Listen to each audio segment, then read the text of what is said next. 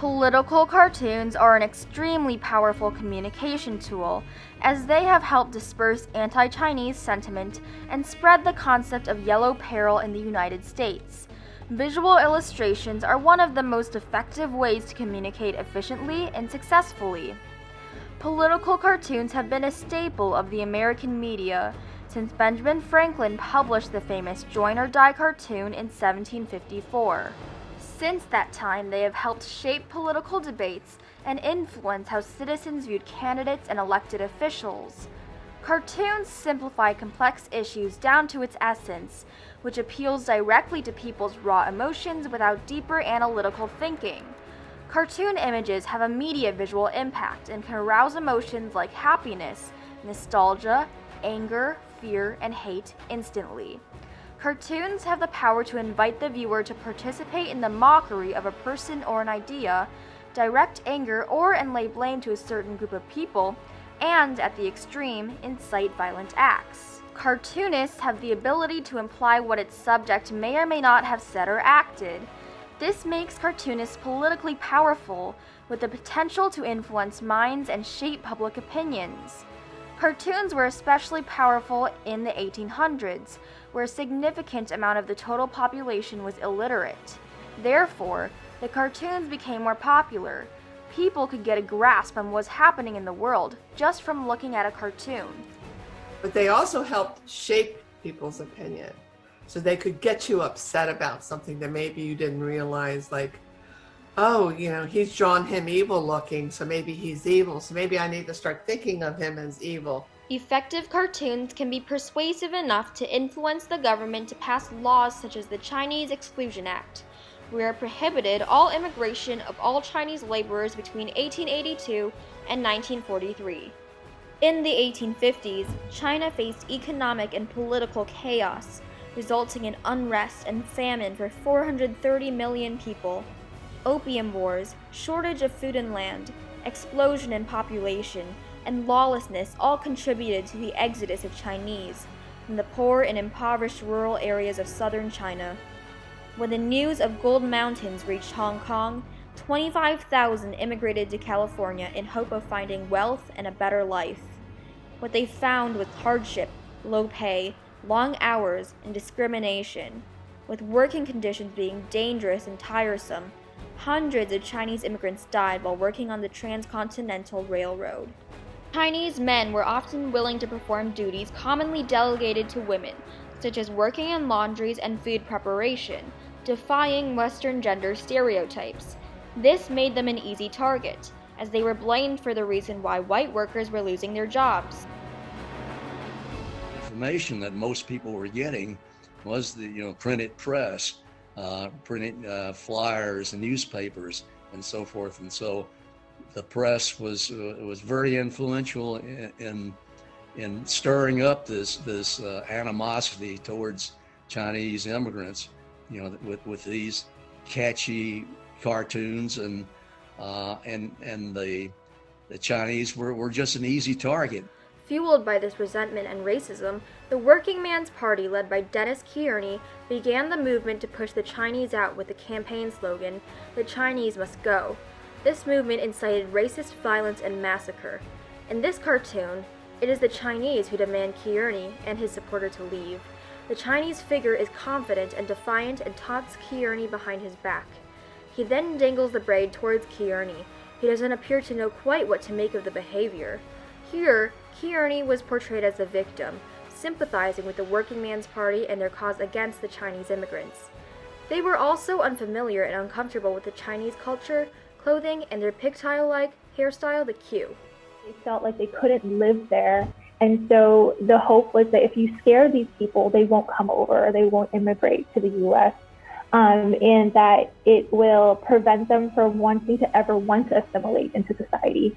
Even though white people at the time, or white Americans, felt, oh, they can't assimilate because they're too culturally different, like the way they speak, the way they dress, the way they eat, all these different things. They're too different. They'll never give up their cultural identity.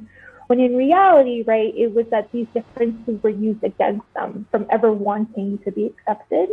Cartoonists developed the thought that since the Chinese individuals were willing to perform any type of job, undergo any type of treatment, and do whatever it takes to have a sense of power, they were dangerous people with menacing attitudes. Founded by George F. Keller, the San Francisco Illustrated Wasp was a popular weekly magazine that concentrated on dispersing anti-Chinese sentiment. The Wasp most famously published a cartoon entitled The Burning Question, one of a series of cartoons supporting the case for immigration restriction. The cartoon illustrated a theory that the Chinese were the cause of the economic collapse, and that they must leave America. Exactly 1 month later, the Chinese Exclusion Act was passed in an almost unanimous vote.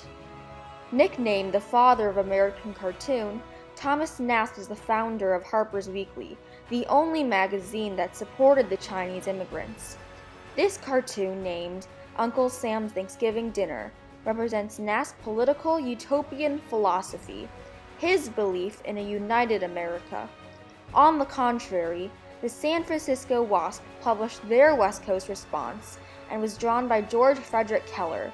It highlights the Chinese immigrants' difficulty to assimilate. Everyone is eating their own national dish. No one is waiting for Uncle Sam. And the room is aghast when the Chinese is eating his preferred meal of a rat. In another 1870 publication, a cartoonist illustrated a Chinese wall around America. 5 Chinese men are seen at the base of a large wall, a reference to the Great Wall of China built in ancient times to protect China from invasions. In the Chinese wall, the wall was illustrated to divide American citizens from the Chinese. This cartoon sold 233,959 copies in San Francisco. In George F. Keller's 1878 piece, Uncle Sam's Farm in Danger utilizes insect symbolism to a devastating effect.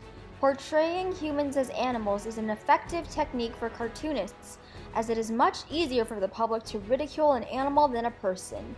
Swarms of Chinese locusts descended on Uncle Sam's farm. The insects, perched for destruction, have sinister Asian faces. And then everybody was fearful of locusts coming in and wiping the crop out.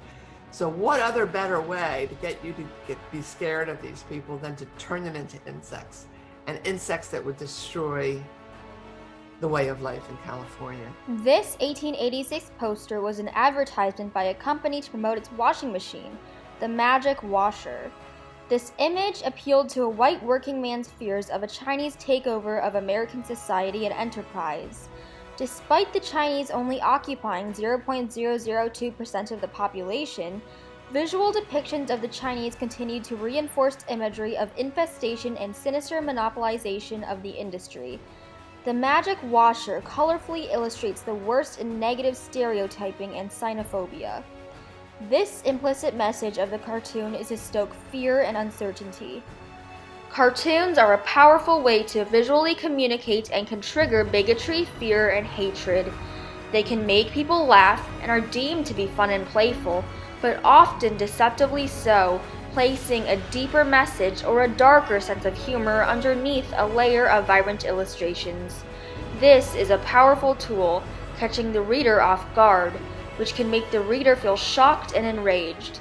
In a total of 1 year, the San Francisco Illustrated Wasp sold 823,000 copies worth of anti-Chinese cartoons on average. Hatred against Chinese immigrants propagated, and as a result, discriminatory legislation such as the Chinese Exclusion Act were publicly accepted.